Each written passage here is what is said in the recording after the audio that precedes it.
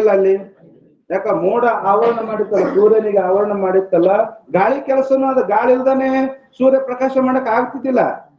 ಬೇಕಾದಷ್ಟು ಸ್ವಯಂ ಪ್ರಕಾಶ ಸೂರ್ಯ ಇದ್ರು ಕೂಡ, ಬ್ರಹ್ಮಾಂಡಕ್ಕೆ ಬರ್ತಕ್ಕಂಥ ಸೂರ್ಯನ ಪ್ರಕಾಶ ಇದ್ರು ಕೂಡ, ಎಲ್ಲಿ ತನ್ನ ಮೋಡ ಇರ್ತದ ಆವರಣವಾಗಿ, ಅಲ್ಲಿ ತನ್ನ ಸೂರ್ಯ ಇದ್ದನು ಕೂಡ ಪ್ರಕಾಶ ಮಾಡಕ್ ಆಗುವುದಿಲ್ಲ. ಆ ಸಮಯದಾಗ ಸೂರ್ಯನ ಪ್ರಕಾಶ ಆಗ್ಬೇಕಾಗಿತ್ತು ಅಂದ್ರ ಅಲ್ಲಿ ಒಂದಿಟ್ಟು ನಮಗ್ ಸಹಕಾರ ಬೇಕಾಗ್ತದೆ. ಎದ್ರದ್ದು ಗಾಳಿಯ ಸಹಕಾರ ಬೇಕಾಗ್ತದೆ. ಗಾಳಿ ಒಂದ್ ಸ್ವಲ್ಪ ಬೀಸಿದ್ರೆ ಸಾಕು, ಮೋಡ ಅಲ್ಲಿಂದ ಜರುಗ್ತಾವು. ಅವಾಗ ಸೂರ್ಯ ಏನ್ ಮಾಡ್ತಾನ, ತನ್ನ ಪ್ರಕಾಶದೊಳಗ ಈ ಜಗತ್ತನ್ನು ಬೆಳಗ್ತಾನ, ತನ್ನ ಪ್ರಕಾಶ ತಾನು ಕೂಡ ವೇದ್ಯ ಆಗ್ತದೆ. ಈಗ ನೋಡ್ತೀವಿ, ಸೂರ್ಯ ಎಲ್ಲ ಪದಾರ್ಥಗಳು ಸೂರ್ಯನ ಬೆಳಕಿನಾಗೆ ಕಾಣುತ್ತೆ. ಸೂರ್ಯ ತನ್ನ ಪ್ರಕಾಶದ, ಯಾವ ಪ್ರಕಾಶದಿಂದ ನೀವು ಸೂರ್ಯನನ್ನು ನೋಡಿದ್ರಿ? ಬ್ಯಾಟ್ರಿ ತಗೊಂಡು ದೀಪ ತಗೊಂಡು ನೋಡಿದ್ರೆ ಇಲ್ಲ. ಎಲ್ಲಾ ಪದಾರ್ಥಗಳು ನೋಡುವುದು ಸೂರ್ಯನ ಪ್ರಕಾಶದೊಳಗೆ ನಾವು ಕಾಣಕತ್ತೀವಿ. ಅವನ ಸೂರ್ಯ ಜ್ಞಾನನು ಕೂಡ ಸೂರ್ಯನ ಪ್ರಕಾಶದಿಂದನೇ ನಾವು ಸೂರ್ಯನನ್ನು ಹೆಂಗ ಕಾಣುತ್ತೀವಲ್ಲ, ಹಂಗ ಗಾಳಿ ಇದ್ದಂಗಿದ ಅಂತಃಕರಣ ವೃತ್ತಿ ಶುದ್ಧ ಮತಿ ಏನದಲ್ಲ, ಅಂತಃಕರಣ ಪರಿಶುದ್ಧವಾದಂತ ಅಂತಃಕರಣ ಏನು ಬ್ರಹ್ಮಾಕಾರವಾದಂತ ವೃತ್ತಿ ಏನದಲ್ಲ, ಆ ಬ್ರಹ್ಮಾಕಾರ ವೃತ್ತಿ ಒಂದು ಗಾಳಿ ಇದ್ದಂಗ ಆಟೆ. ಅದು ಅಜ್ಞಾನ ಆವರಣ ಮಾಡ್ಯಾರ. ಯಾರಿಗೆ? ಪರಬ್ರಹ್ಮನಿಗೆ ಅಜ್ಞಾನ ಆವರಣ ಮಾಡ್ಯಾರ. ಅವಾಗ ನಮಗೇನದ ಸದ್ಗುರು ಯಾವಾಗ ಬೋಧನೆ ಮಾಡ್ತಾನ, ಜ್ಞಾನೋಪದೇಶವನ್ನು ಮಾಡ್ತಾನ, ಅವಾಗ ಶುದ್ಧವಾದಂತ ಅಂತಃಕರಣದಾಗ ಒಂದು ವೃತ್ತಿ ತಯಾರಾಗ್ತದೆ. ಯಾವ ವೃತ್ತಿ ತಯಾರಾಗ್ತದ? ಬ್ರಹ್ಮಾಕಾರ ವೃತ್ತಿ ತಯಾರಾಗ್ತದೆ. ಯಾವಾಗ ನಮ್ಮೊಳಗ ಬ್ರಹ್ಮಾಕಾರ ವೃತ್ತಿ ತಯಾರಾಯ್ತು, ಆ ವೃತ್ತಿ ಏನ್ ಮಾಡ್ತದ ಅಂದ್ರ ಬ್ರಹ್ಮನಿಗಿರ್ತಕ್ಕಂತ ಆವರಣ, ಅಜ್ಞಾನಕೃತವಾದಂತ ಆವರಣವನ್ನು ಸರಿಸ್ತದ ಅಷ್ಟೇ. ಆವರಣ ಭಂಗಾರ್ಥ ವೃತ್ತಿ, ಇಲ್ಲಿ ಬಂದು ವೃತ್ತಿ ಶಬ್ದಕ್ಕೆ ಅರ್ಥ ಆವರಣ ಭಂಗಾರ್ಥ ವೃತ್ತಿ. ವೃತ್ತಿ ಕೆಲಸ ಏನದ? ಆವರಣವನ್ನು ತೆಗೆದು ಮಾತ್ರ ವೃತ್ತಿ ಕೆಲಸ. ಬ್ರಹ್ಮನನ್ನು ಪ್ರಕಾಶ ಮಾಡೋದಲ್ಲ, ಬ್ರಹ್ಮನನ್ನು ತಿಳಿಯುವುದಲ್ಲ, ಬ್ರಹ್ಮನನ್ನು ಪ್ರಕಾಶ ಮಾಡೋದಲ್ಲ. ಅದ್ರ ಕೆಲಸ ಇಷ್ಟೇ ಅದ, ಆವರಣವನ್ನು ತೆಗೆಯುವುದು ಮಾತ್ರ ವೃತ್ತಿಯ ಕೆಲಸ. ಅದಕ್ಕೆ ವೃತ್ತಿ ಲಕ್ಷಣ ಮಾಡಿದ್ರು ಆವರಣ ಭಂಗಾರ್ಥ ವೃತ್ತಿ ಅಂದ್ರೆ ವಿನ ಬ್ರಹ್ಮನನ್ನು ಪ್ರಕಾಶ ಮಾಡೋ ವೃತ್ತಿ ಅಂದಿಲ್ಲ. ನಿನ್ನ ಕೆಲಸ ಏನಪ್ಪಾ? ಬ್ರಹ್ಮಾಕಾರ ವೃತ್ತಿ. ಆ ಬ್ರಹ್ಮನಲ್ಲಿರ್ತಕ್ಕಂಥ ಆವರಣವನ್ನು ಸರಿಸ್ತು ಅಂದ್ರ ಬ್ರಹ್ಮ ಏನಾಗ್ತಾನ? ತನ್ನ ಪ್ರಕಾಶದೊಳಗ ತಾನು ವೇದ್ಯ ಆಗ್ತಾನ. ಅದಕ್ಕೆ ಅವರೊಂದ್ರು ಅಪರೋಕ್ಷ ಸ್ವಯಂ ಪ್ರಕಾಶ ಅಂದ್ರೆ ಏನು? ಅಲುಪ್ತ ಪ್ರಕಾಶ, ಚಿದ್ರೂಪ, ಯಾವುದು ಪ್ರಕಾಶ ಕಡಿಮೆ ಆಗುವುದಿಲ್ಲ. ಅವೇದ್ಯತ್ವ ಸತಿ ಅಪರೋಕ್ಷತ್ವ. ಹೆಂಗದದು? ಯಾವುದ್ರಿಂದ? ವೃತ್ತಿಯಿಂದ ವೇದ್ಯ. ವೃತ್ತಿ ಹೋಗ್ಯದಲ್ಲಿ ತನ್ನ ಆವರಣ ಭಂಗ ಮಾಡ್ತು, ಆ ವೃತ್ತಿಗೆ ವೇದ್ಯ ಆದೇನು? ಅಥವಾ ಫಲವ್ಯಾಪ್ತಿ ಐತಲ್ಲ, ಫಲವ್ಯಾಪ್ತಿ ಅಂದಿವಲ್ಲ ನಾವು. ಇದು ಮೊಬೈಲ್ ಅದ, ಇದು ಮೈಕಲ್ ಫಲವ್ಯಾಪ್ತಿ. ಹಿಂಗ್ ಬ್ರಹ್ಮ ವಿಷಯ ಐತನ್ ಇಲ್ಲ.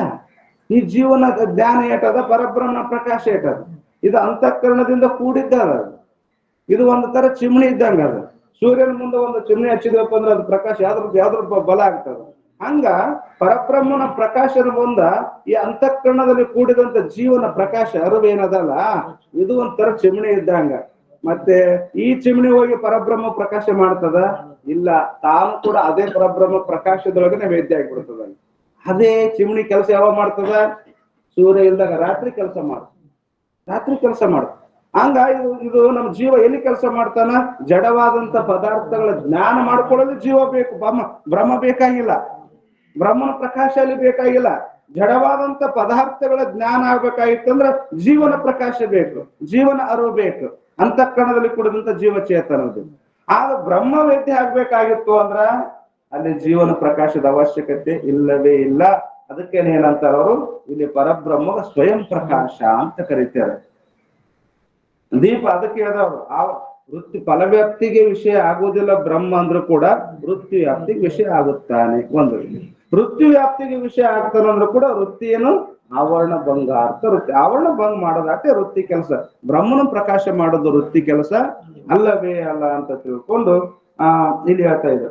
ಉದಾಹರಣೆ ಕೊಟ್ಟರು, ದೀಪಕ ಅನ್ಯ ಪದಾರ್ಥಕ್ಕೂ ಪ್ರಕಾಶ ಹೇ, ತೈಸೆ ಬ್ರಹ್ಮಕ್ಕೂ ಪ್ರಕಾಶದ ಮೇ ಸಮರ್ಥನೆ. ದೀಪಕ ಅನ್ಯ ಪದಾರ್ಥಗಳನ್ನು ಪ್ರಕಾಶ ಮಾಡ್ತದ ದೀಪ, ಆದ್ರೆ ಬ್ರಹ್ಮನ ಪ್ರಕಾಶ ಮಾಡಕ್ ಸಾಧ್ಯ ಅದೇನು? ಇಲ್ಲವೇ ಇಲ್ಲ. ಪರಂತು ಜೈಸೆ ಪಾತ್ರ ಸೆ ದಾಪಿ ಹುಯಿ ಮಣಿ अंधेरे में स्थित होवे, इस पात्र को दंड से फोड़ी के मणि का प्रकाश होवे है. ಉದಾಹರಣೆ ಕೊಡ್ತಾನ. ಒಂದು ಬಹಳ ಪ್ರಕಾಶಮಾನವುಳ್ಳಂತ ಒಂದು ಮಣಿ ಅದ. ಅದ್ರ ಮ್ಯಾಗ ನಾವೇನ್ ಮಾಡಿ ಒಂದು ಮಣ್ಣಿನ ಪಾತ್ರೆಯನ್ನ ಡಬ್ಬ ಹಾಕಿ ಅವಾಗ ಅದು ಪ್ರಕಾಶ ಬೆಳಕು ಮಾಡ್ತದೇನು? ಬೆಳಕು ಮಾಡಿ ಕತ್ಲಾಗಿದ್ದಂಗ ಕತ್ಲಾಗಿ ಯಾಕ ಆವರಣ ಆಗ್ಯದ, ಅದು ಪ್ರಕಾಶಕ್ಕೆ ಆವರಣ ಆಗ್ಯದ. ಯಾವಾಗ ನಾವು ಅದನ್ನ ಕಟ್ಟಿಗೆ ತಗೊಂಡು ಹೊಡೆದ್ವಿ ಅಂದ್ರ, ಮಣ್ಣಿನ ಪಾತ್ರೆನ ಹೊಡೆದ್ವಿ ಅಂದ್ರ, ಅವಾಗ ಅದನ್ನು ನೋಡಾಕ, ಮಣಿ ನೋಡಾಕ ಮತ್ತೊಂದು ದೀಪ ತಗೊಂಡ್ಬರ್ಬೇಕೇನು, ಬ್ಯಾಟ್ರಿ ತಗೊಂಡ್ಬರ್ಬೇಕೇನು? ಇಲ್ಲವೇ ಇಲ್ಲ.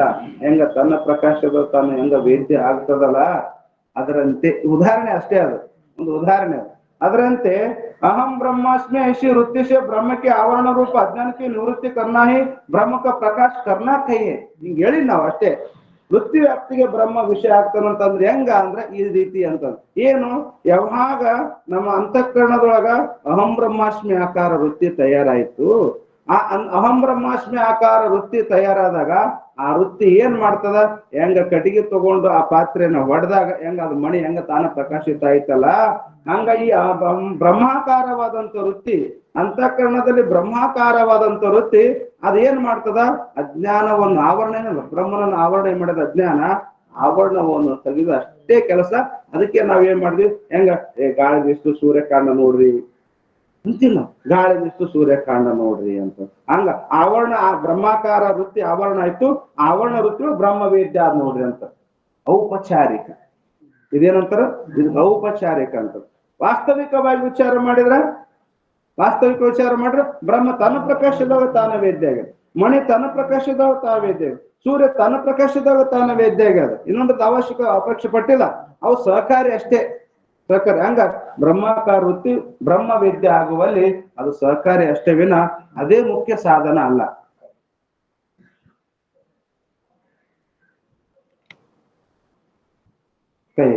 जाते ब्रह्म अपने प्रकाश में बुद्धि आदि और प्रकाश की अपेक्षा रहित हुआ.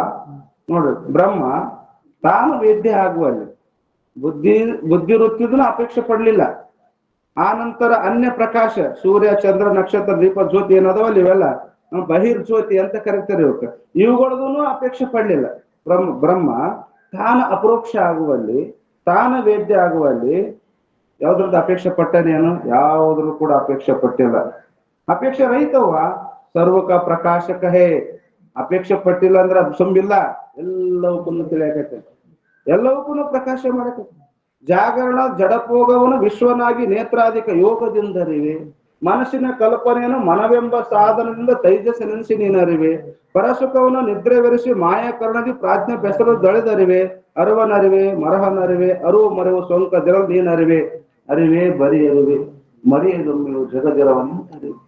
ಹಿಂಗೆ ಅರು ಸುಮ್ಮಿಲ್ಲ, ಯಾವುದು ತಾನು ಅಪೇಕ್ಷೆ ಮಾಡಿಲ್ಲ ಅಂದ್ರೂ ಕೂಡ ತಾನು ಸುಮ್ಮನೆ ಇಲ್ಲ. ತಾನೇನ್ ಮಾಡ್ತಾನ? ಇಡೀ ಜಗತ್ತಿಗೆ ಪ್ರಕಾಶ ಮಾಡಕ್ ಜಾಗೃತ ಅವಸ್ಥೆಯನ್ನ ಇದ್ಯಾರು?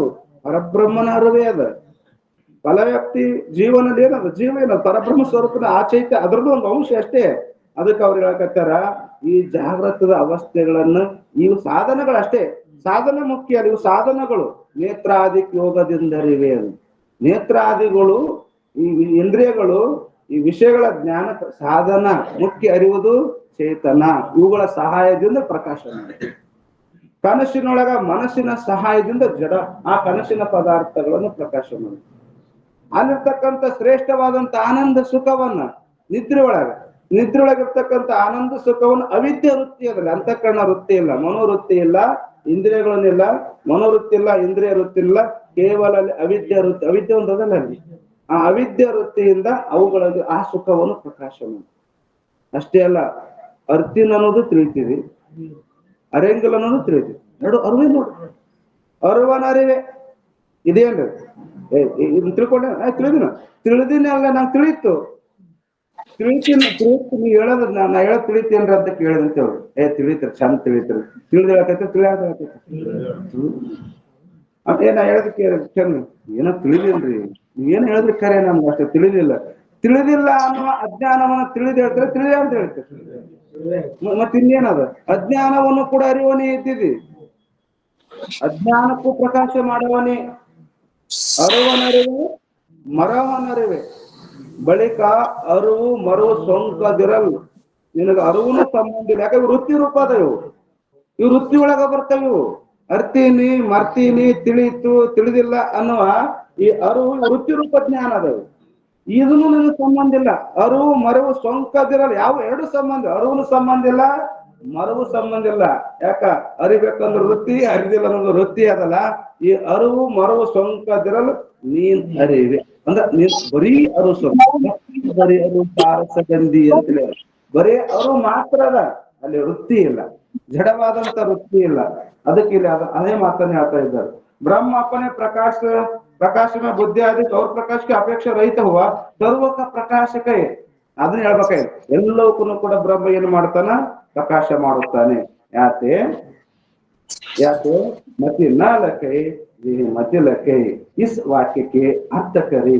ಈ ರೀತಿಯಲ್ಲಿ ಬುದ್ಧಿ ಯಾವುದನ್ನು ತಿಳಿಯುವುದಿಲ್ಲ, ಬುದ್ಧಿಯನ್ನೇ ಯಾವುದು ಪ್ರಕಾಶ ಮಾಡುತ್ತದೆಯೋ ಅನ್ನೋ ಈ ಒಂದು ವಾಕ್ಯಕ್ಕ ಇಷ್ಟ ಅರ್ಥ ಆಯ್ತು. ಈ ಅರ್ಥದಿಂದ ಇಸ್ ವಾಕ್ಯಕ್ಕೆ ಅರ್ಥ ಕರಿ ಬ್ರಹ್ಮ ಸ್ವಯಂ ಪ್ರಕಾಶ ಹೇ. ಏನ್ ಸಿದ್ಧ ಆಯ್ತು? ಬ್ರಹ್ಮ ಸ್ವಯಂ ಪ್ರಕಾಶ ಇರುತ್ತಾನೆ. ಅವಿದ್ಯತ್ವ ಸತಿ ಅಪರೋಕ್ಷತ್ವಂ. ಯಾವ ವೃತ್ತಿಯಿಂದ ತಾನು ವೇದ್ಯ ಆಗೋದಿಲ್ಲ, ಯಾವ ಬ್ರಹ್ಮಕಾರ ವೃತ್ತಿಯಿಂದನೂ ವೇದ್ಯ ಆಗೋದಿಲ್ಲ. ಬ್ರಹ್ಮಕಾರ ವೃತ್ತಿಯಿಂದ ವೇದ್ಯ ಇಲ್ಲ. ಯಾವ ಬ್ರಹ್ಮಕಾರ ವೃತ್ತಿಯಿಂದನೂ ಕೂಡ ಬ್ರಹ್ಮ ವೇದ್ಯ ಆಗುವುದನ್ನೇ ಇಲ್ಲ. ಎಲ್ಲವಕ್ಕೂ ತಾನೇ ಪ್ರಕಾಶ ಮಾಡುತ್ತಾನೆ ಅಂದ ಮೇಲೆ ಏನಂತ ಸಿದ್ಧ ಆಯ್ತು ಅಂದ್ರೆ ಬ್ರಹ್ಮ ಸ್ವಯಂ ಪ್ರಕಾಶ ಇರುತ್ತಾನೆ ಅಂತ ಸಿದ್ಧ ಆಯ್ತು. ಸಿದ್ಧ ಹೋಗೇ ಆಯ್ತು, ಜ್ಞಾನ ಆಯ್ತು. ಮುಂದಿನ ಶಾಸ್ತ್ರದ ಅವಶ್ಯಕತೆ ಇಲ್ಲಲ್ಲ ನಮಗೆ.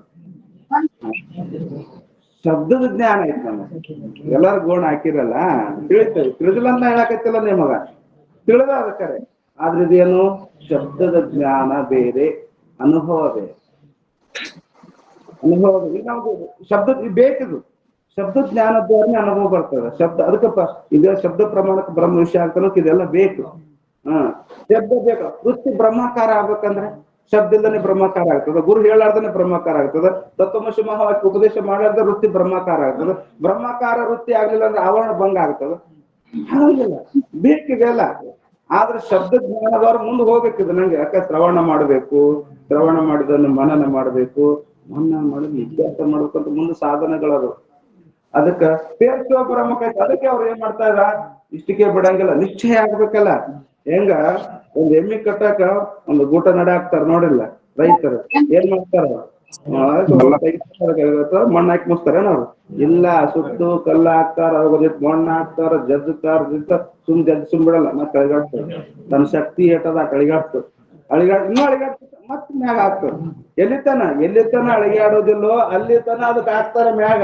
ಯಾವಾಗ ಅಡಿಗಾಡ ಬರ್ತ ಇದು ಈ ಸದ್ಯ ಯೋಗ್ಯ. ಹಂಗ ಈಗ ಎಲ್ಲಾರು ಗೋಣಕಂದು ಬಿಡಂಗಿಲ್ಲ, ಅವ್ರು ಬಿಡಂಗಿಲ್ಲ ಅಂತಾರ. ಅವ್ರು ಪೇರ್ ಬ್ರಹ್ಮ ಕೈಸ ಹೈ ನಾ ಬ್ರಹ್ಮ ಹೆಂಗದ ಅಂತ ಪೇರ್ ಸೋ ಕೈಸ ಹೈ ಸೊ ಅದ ಬ್ರಹ್ಮ ಬ್ರಾಕೆಟ್ ಕೊಟ್ಟಾರ. ಬ್ರಹ್ಮ ಮತ್ತೆ ಹೆಂಗದಾನ ಅಂದಾಗ ಜೋ ಶುದ್ಧ ಹೇ ಹೆಂಗದಾನ, ಬ್ರಹ್ಮ ಶುದ್ಧ ಇದ್ದಾನ. ದೋಷ ಅಸ್ಪರ್ಶಿ ಶುದ್ಧ. ದೋಷ ಅಸ್ಪರ್ಶಿ, ಯಾವ ದೋಷನೂ ಇಲ್ಲ. ದೋಷ ಅನ್ನಕ್ಕೇನದ ಏನ ಪಾಪ ದೋಷ ಇವ ದೋಷ ಇರೋದು, ನಮ್ಗಿರವೇ ದೋಷಗಳು. ದೋಷ ಅಸ್ಪರ್ಶಿ, ಯಾವ ಪಾಪನೂ ಇಲ್ಲ. ಎಲ್ಲ ಇದ್ದದ್ದು ಅಂತಃಕರಣದಾಗ ಹೇಳಿ ನಾವು, ಬ್ರಹ್ಮನಾಗ ಹೇಳಿಲ್ಲ. ಅಂತಃಕರಣದಾಗ ದೋಷ ಹೇಳ್ತೇವೆ ನಾವು. ದೋಷ ಅಸ್ಪರ್ಶಿ, ಯಾವ ಪಾಪನೂ ಇಲ್ಲ, ಮನಸ್ಸು ಇಲ್ಲ. ಮನಸ್ಸಿನ ಚಂಚಲ ಎಲ್ಲಿದ್ದು ಬರ್ಬೇಕು ಈ ಪ್ರಶ್ನೆ. ಅದಕ್ಕೆ ಯಾವ ದೋಷನೂ ಕೂಡ ಅಲ್ಲಿ ಇಲ್ಲವೇ ಇಲ್ಲ. ಅದಕ್ಕೆ ದೋಷ ಅಸ್ಪರ್ಶಿ ಶುದ್ಧ. ಬ್ರಹ್ಮ ಹೆಂಗದನ್ನ ಪೇರ್ ಬ್ರಹ್ಮ ಕೈಸ ಹೈ, ಶುದ್ಧ ಇದ್ದಾನ. ಮತ್ತೆ ಅಜ್ಞಾನದಿಂದ ಕೂಡ್ಯಾನ, ಪಾಪದಿಂದ ಕೂಡ್ಯಾನ, ಮತ್ತೆ ಈಗ ಮಾಯದಿಂದ ಕೂಡ್ಯಾನ. ಯಾಕಂದ್ರೆ ಹೇಳ್ತೇವೆ ಮಾಯ ವಿಶೇಷ ಚೇತನಕ್ಕೆ ನಾವು ಈಶ್ವರ ಅಂತ ಹೇಳ್ತೀವಲ್ಲ. ಮತ್ತೆ ಆ ಕಡೆ ಹೋಗಕ್ ಹೋಗ್ಬೇಡ್ರಿ ನೀವು ಅಂತ. ಅವೆಲ್ಲ ಅದು ದೋಷ ಸಹಿತ ಅದಾವು. ಈಶ್ವರ ದೋಷ ಸಹಿತ ಅದ, ಜೀವ ದೋಷದ ಮಾಯದ. ಈ ಬ್ರಹ್ಮ ಹಂಗಲ್ಲ. ಬ್ರಹ್ಮ ಯಾವ ಮಾಯನೂ ಸಂಬಂಧ ಇಲ್ಲ, ಅಜ್ಞಾನೂ ಸಂಬಂಧ ಇಲ್ಲ. ಅವುಗಳಿಂದ ಆಗ್ತಕ್ಕಂಥ ಈ ಪಾಪ ಮನಸ್ಸಲ್ಲಿ ಯಾವ ಕೂಡ ದೋಷಗಳು ಇಲ್ಲವೇ ಇಲ್ಲ. ಅದಕ್ಕೆ ಬ್ರಹ್ಮ ಏನಿದ್ದಾನ, ಶುದ್ಧ ಇದ್ದಾನ. ಜೋ ಮತ್ತೆ ಹೆಂಗದಾನ ಬ್ರಹ್ಮ ಅಪಾರ ಹೇ. ಮತ್ತೆ ಬ್ರಹ್ಮ ಹೆಂಗದಾನ, ಅಪಾರ ಇದ್ದಾನ. ಪಾರ ಇಲ್ಲ, ಪಾರ ಅಂತ ಇಲ್ಲ, ಕೊನೆನೇ ಇಲ್ಲ, ಕೊನೆನೇ ಇಲ್ಲ. ಈಗ ನೀವು ಬಯಲು ಎಲ್ಲಿಗೆ ಮುಗಿತು ಅಂತ ಕೇಳಿದ್ರೆ ಏನಂತ ಹೇಳ್ತೀವಿ? ಬಯಲು ಆಕಾಶ ಅಂತೀರಿ ನೀವು. ಬಯಲು, ಈ ಆಕಾಶ, ಈ ಬಯಲು ಎಲ್ಲಿಗೆ ಮುಗೀತು? ಧಾರವಾಡಕ್ಕೆ ಹೋದ್ಮ್ಯಾಗ ಮುಗಿತೇನ್ ಬಯಲು ಅಂದ್ರೆ? ಇಲ್ಲ. ಎಲ್ಲಿಗಾರ ಹೋಗ್ರಿ ನೀವು, ಮ್ಯಾಗಾರ ಹೋಗ್ರಿ, ತಳಗಾರ ಹೋಗ್ರಿ, ದಶ ದಿಕ್ಕ ಅಂತಿರಲ್ಲ ನೀವು, ದಶ ದಿಕ್ಕಿಗೆ ಹೋಗಿ ಬರ್ರಿ ನೀವು.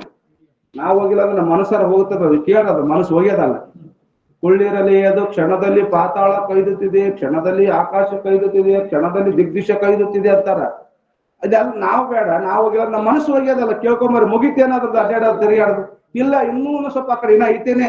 ಹೆಂಗ ಬಯಲು ಹೆಂಗ ಪರಿಪೂರ್ಣವಾಗಿ ಅದಲ್ಲ, ಹಂಗ ಬಯಲಿಗೆ ಆಧಾರವಾದದ್ದು ಅದ್ರ ನಾಮರೂಪ ಆಧಾರ ಅಂತ ಹೇಳಿಲ್ಲ. ಈ ಬಯಲಿಗೆ ಆಧಾರವಾದಂತ ಪರಬ್ರಹ್ಮ ವ್ಯಾಪಕ ಇರುತ್ತದೆ, ಪರಿಪೂರ್ಣವಾಗಿರುತ್ತದೆ. ಅದಕ್ಕೆ ಟಿಪ್ಪಣಿಯೊಳಗನ್ನು ಹೇಳ್ಯಾರ ನೋಡ್ರಿ, 19ನೇ ಟಿಪ್ಪಣಿ ಒಳಗ ದೇಶ ಕಾಲ ವಸ್ತುಕರೆ ಅಂತತೆ ರಹಿತ ವ್ಯಾಪಕ. ವ್ಯಾಪಕ ಲಕ್ಷಣ ಅದು. ದೇಶ ಕಾಲ ವಸ್ತು ಅಂತತೆ ರಹಿತ. ದೇಶದಿಂದನೂ ಅಂತ ಇಲ್ಲ, ಕೊನೆ ಇಲ್ಲ, ಕಾಲದಿಂದನೂ ಕೊನೆ ಇಲ್ಲ, ಆ ನಂತರ ವಸ್ತುವಿನಿಂದನೂ ಕೊನೆ ಇಲ್ಲ.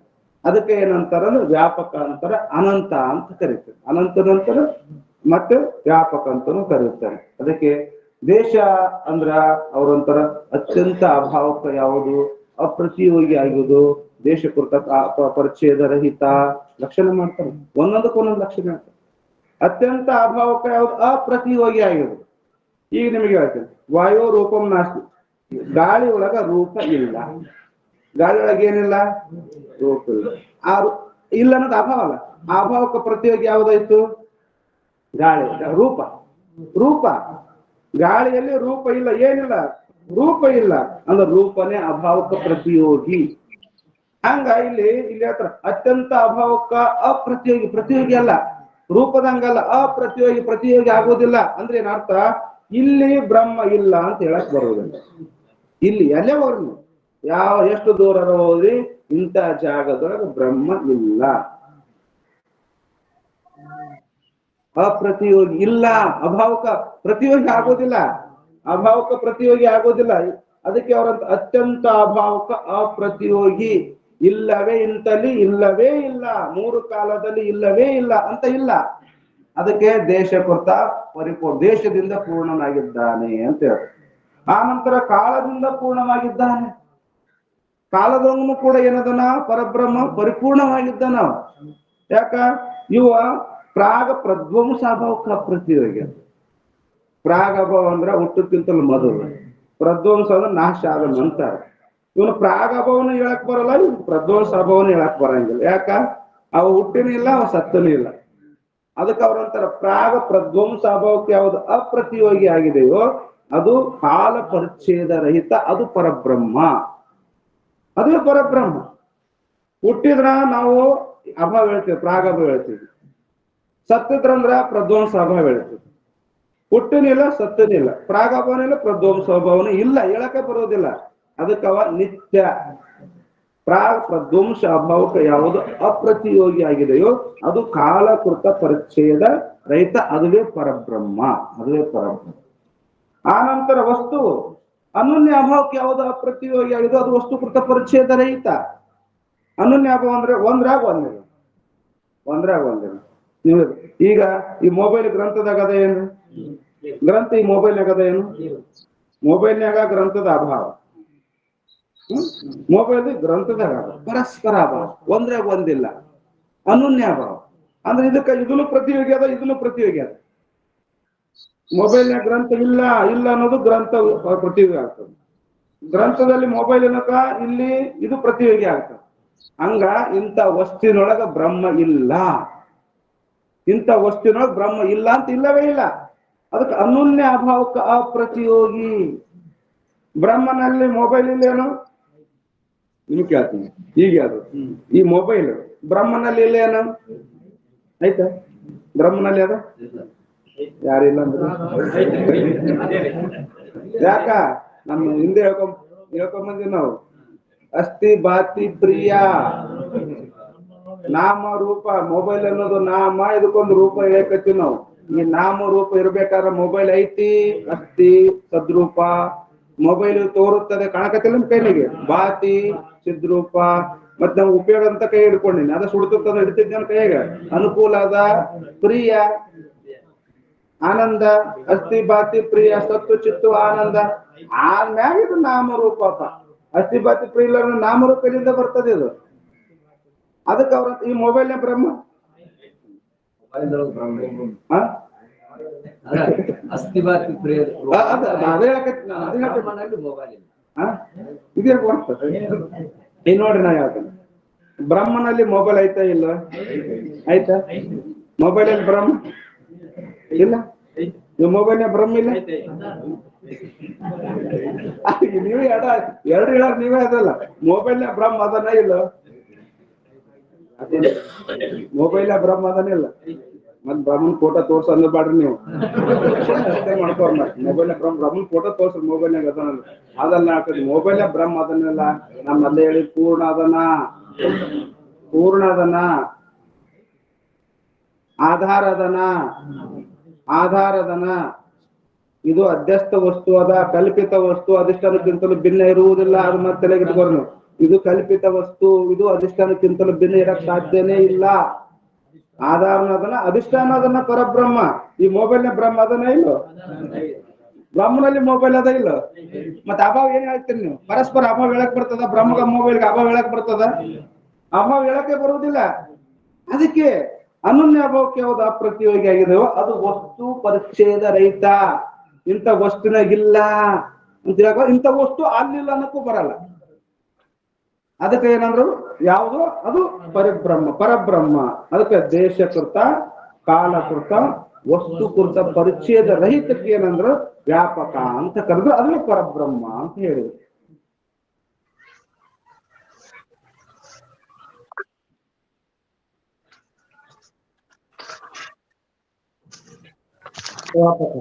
मुक्त ब्रह्म के लक्षण की पदकृति को दिखावे है. ಈಗ ಬ್ರಹ್ಮನ ಲಕ್ಷಣವನ್ನು ಹೇಳಿದ್ರು. ಏನೇನ್ ಹೇಳಿದ್ರು ಬ್ರಹ್ಮನ ಲಕ್ಷಣ? जो सुख नित्य प्रकाश विभु नाम रूप आधार मति न लके जिहि मति लके ಸೋಮೈ ಶುದ್ಧ ಅಪಾರ. ಇಷ್ಟು ಬ್ರಹ್ಮನ ಏನ್ ಮಾಡಿದಂದ್ರೆ ಲಕ್ಷಣಗಳನ್ನು, ವಿಶೇಷಣಗಳ ಮುಖಾಂತರವಾಗಿ ಲಕ್ಷಣ, ಇವ್ ಸ್ವರೂಪ ಲಕ್ಷಣ ಅಂತ ಕರೀತಾರ. ಕೆಲವು ತಟಸ್ಥ ಲಕ್ಷಣ ಅನ್ನು ಬಂದು, ಒಟ್ಟು ತಟಸ್ಥ ಲಕ್ಷಣದಿಂದ ಹೇಳಿ, ಸ್ವರೂಪ ಲಕ್ಷಣದಿಂದ ಹೇಳಿ, ಒಟ್ಟು ಪರಬ್ರಹ್ಮನ ಸ್ವರೂಪವು ನಮ್ ನಿರ್ದೇಶನ ಮಾಡಿದ್ರು. ಪರಬ್ರಹ್ಮ ಅಂದ್ರೆ ಹಿಂಗೆ ಅಂತ ಹೇಳಿದ್ರು. ಈಗ ಅವ್ರು ಹೇಳ್ತಾರ, ಆ ಲಕ್ಷಣಗಳು ಬ್ರಹ್ಮನಲ್ಲಿ ಸರಿಯಾಗಿ ಹೊಂದಾಣಿಕೆ ಅದಾವೋ ಏನಿಲ್ಲೋ ಪರೀಕ್ಷೆ ಮಾಡ್ಬೇಕು. ಪರೀಕ್ಷೆ ಮಾಡ್ತಾರೆ. ಅದಕ್ಕೆ ಇಲ್ಲಿ 3 ದೋಷಗಳು ಬರ್ತವೆ. ಲಕ್ಷಣದಾಗ ದೋಷ ಬರ್ತದೆ: ಅತಿವ್ಯಾಪ್ತಿ, ಅವ್ಯಾಪ್ತಿ, ಅಸಂಭವ. ಲಕ್ಷಣ ನೀವು ಯಾರ್ದು ಲಕ್ಷಣ ಹೇಳಿದ್ರಿ? ಬ್ರಹ್ಮನ ಲಕ್ಷಣವನ್ನು ಹೇಳಿದ್ರಿ. ಆ ಬ್ರಹ್ಮನ ಲಕ್ಷಣದಾಗ ಪರೀಕ್ಷೆ ಮಾಡ್ತಾರ, ಅದು ಶುದ್ಧದವೇನ ಅಶುದ್ಧದ ಲಕ್ಷಣ. ಯಾಕಂದ್ರೆ ಸಲ್ಲಕ್ಷಣ ಏತತ್ರಯ ದೋಷ ರಹಿತತ್ವಂ ಸಲ್ಲಕ್ಷಣಂ. ಒಳ್ಳೆ ಲಕ್ಷಣ ಇರ್ಬೇಕು, ಶುದ್ಧ ಲಕ್ಷಣ ಇರಬೇಕು, ಅಂದಾಗ ಮಾತ್ರ ವಸ್ತು ಅಪರೋಕ್ಷದ ಅನುಭವ ನಮಗಾಗ್ತದ. ಏತತ್ರಯ ದೋಷ ರಹಿತತ್ವಂ, 3 ದೋಷ ಲಕ್ಷಣದಾಗ 3 ದೋಷಗಳು ಬರುತ್ತವೆ. ಆ 3 ದೋಷಗಳ ರಹಿತವಾದಂತ ಲಕ್ಷಣವೇ ಅದು ಶುದ್ಧ ಲಕ್ಷಣ, ಅದು ಯೋಗ್ಯ ಲಕ್ಷಣ ಅಂತ ಕರೀತಾರ. ಅದಕ್ಕೆ ಇಲ್ಲಿ ಪದಕೃತಿ ಅಂತ ಕರೀತಾರ, ಅದಕ್ಕೆ ಪರೀಕ್ಷಾ ಅಂತಾನು ಕರೀತಾರ. ಇದಕ್ಕೆ ಪದಕೃತಿಗೆ ಪರೀಕ್ಷೆ ಅಂತಾರ, ಪರೀಕ್ಷೆ ಅಂದ್ರೆ ಪದಕೃತಿ ಅಂತಾರೆ.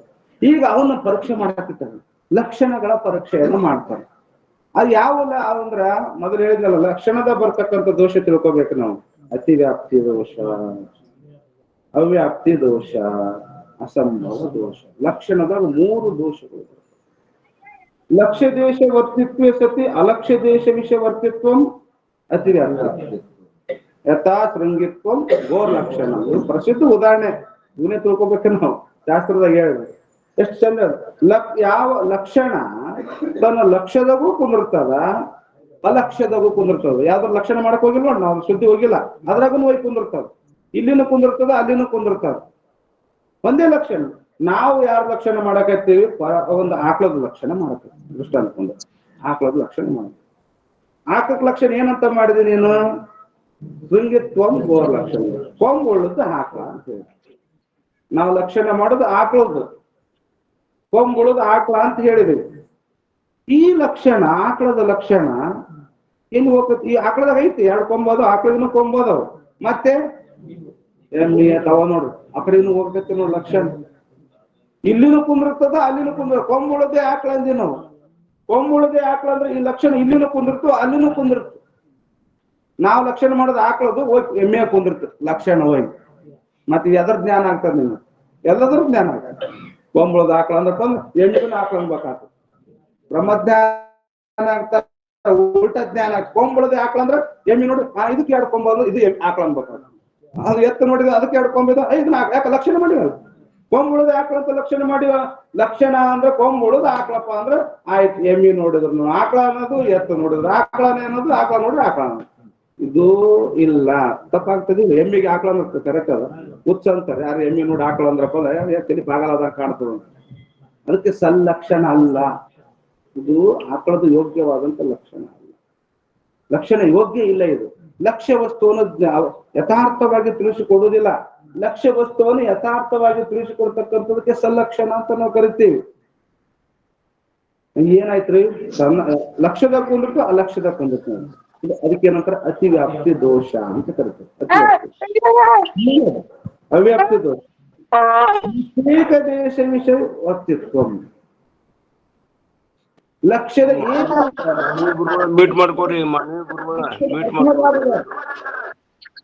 ಲಕ್ಷೇಕ ದೇಶ ವಿಷಯ ವರ್ತಿತ್ವ ಅವ್ಯಾಪ್ತಿತ್ವ.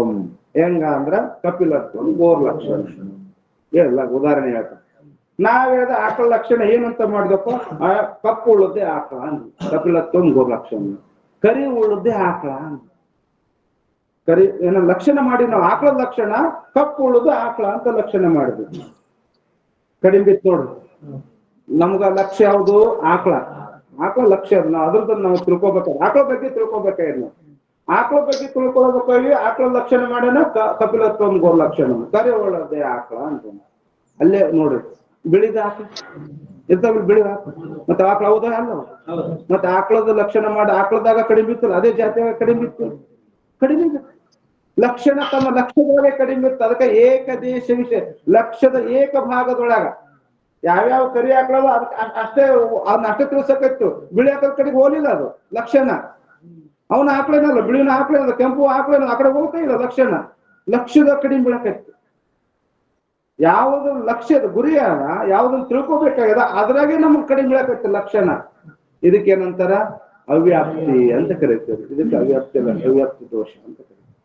ಇನ್ನೊಂದು ಅಸಂಭವ ಅಂತ ಬರ್ತದೆ. ಅದು ಅಸಂಭವ ಅದೇನದ ಅಂದ್ರ ಅದ ಏನ್ ಮಾಡ್ತದಂದ್ರ ಟೋಟಲಿ ಲಕ್ಷ್ಯದಾಗನೆ ಕುಂದ್ರುದಿಲ್ಲ. ಏಕಶಪತ್ವ ಗೋ ಲಕ್ಷಣ. ಲಕ್ಷಣ ಕುಂದ್ರದೇ ಇಲ್ಲ ಅದು. ಲಕ್ಷ್ಯ ದೇಶ ವಿಷಯ ಅವರ್ತಿತ್ವ ಸತಿ, ಅಲಕ್ಷ್ಯ ದೇಶ ವಿಷಯ ವರ್ತಿತ್ವ. ಯಾವುದನ್ನು ತಿಳ್ಕೋಬೇಕಂತ ನಾವು ಹೊಂಟಿವೆಲ್ಲ ಅದ್ರಾಗೆ ಕುಂದ್ರುದಿಲ್ಲ ಲಕ್ಷಣ. ನಾವು ಆಕಳ ತಿಳ್ಕೊಬೇಕಂತ ಲಕ್ಷಣ ಮಾಡಕತ್ತೀವಿ ಇಲ್ಲ. ಈಗ ಒಂದು ಏಕಶೃಂಗ ಅದು ಶೃಂಗಿತ್ವ ಗೋರ್ ಲಕ್ಷಣ ಮಂದಿ ಕುಂದಿರ್ಲಿಲ್ಲ. ಕಪಿಲತ್ವ ಗೋರ್ ಲಕ್ಷಣ ಅದನ್ನು ಕುಂದಿರ್ಲಿಲ್ಲ. ಇನ್ನೊಂದು ಮಾಡಕತ್ತಿದ ಏನ್ ಏಕಶಪತ್ವ ಗೋರ್ ಲಕ್ಷಣ ಮಾಡ್ತಾನೆ. ಒಂಟಿ ಪುರ ಉಳ್ಳದ್ದೇ ಆಕಳ ಅಂದ. ಅಂದ್ರೆ ಕಾಲಿಗಿರ್ತಾವ, ಕಾಲು ಪಾದ, ಅದಕ್ಕೆ ಪಾದ ಎರಡು ಇರ್ತಾವ ನೋಡ್ರಿ ಹಾಕಿದ್ದೆ. ಇವ ಏನ್ ಲಕ್ಷಣ ಮಾಡಕತ್ತಾನ? ಒಂಟಿ ಪುರ ಉಳ್ಳದ್ದೇ ಆಕಳ. ಹತ್ತಿಗೆ ಕುದುರೆ ಇರ್ತಾವ ನೋಡ್ರಿ, ಒಂದೇ ಇರ್ತಾವ, ಆರ್ಪಾರ್ ಒಂದೇ ಇರ್ತಾವ. ಒಂಟಿ ಪುರ ಒಂಟಿ ಪುರ ಉಳ್ಳದ್ದೇ ಆಕಳ ಕುಂದಿರ್ತದೆ. ಆಕಳದ ಯಾವ್ದಾರ ಒಂದರ ಆಕಳದ ವಿಚಿತ್ರವಾದಂತ ಸೃಷ್ಟಿಯೊಳಗ ಒಂದ್ ಆಕಳ ನೋಡಿದ್ರೆ ಒಂದೇ ಪುರ ಉಳ್ಳದು. ಎರಡು ಮೂರು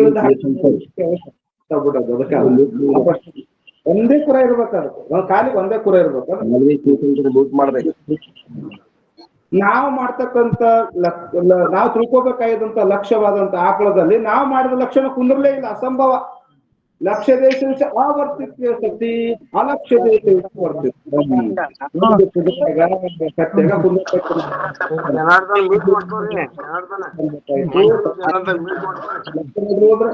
ಈ ಲಕ್ಷಣ ಹಿಡ್ಕೊಂಡು ಹೋದ್ರೆ ಕುದುರೆಗೆ ಆಕಳ ಅನ್ಬೇಕಾಗ್ತದೆ, ಕತ್ತಿಗೆ ಆಕಳ ಅನ್ಬೇಕು ಲಕ್ಷಣ ತನ್ನ ಲಕ್ಷ್ಯ.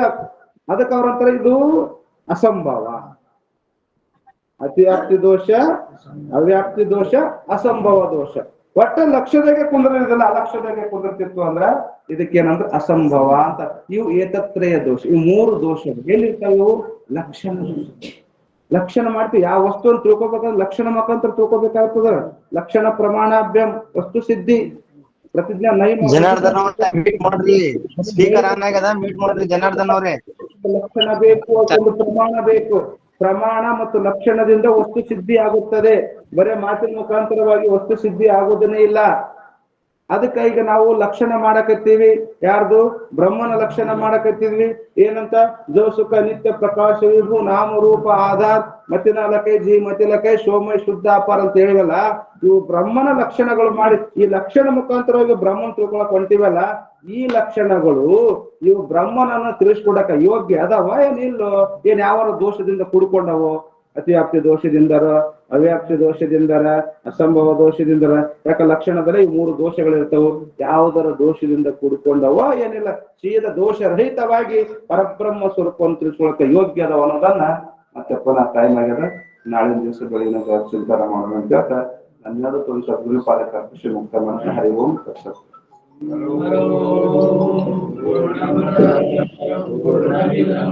ಯಾರು ಮಾಡ್ತೀರಿ ಅವ್ರದ್ದು ತೆಗೆದ್ ಬಿಡ್ರಿ ದೇವಾನಂದ್ರ.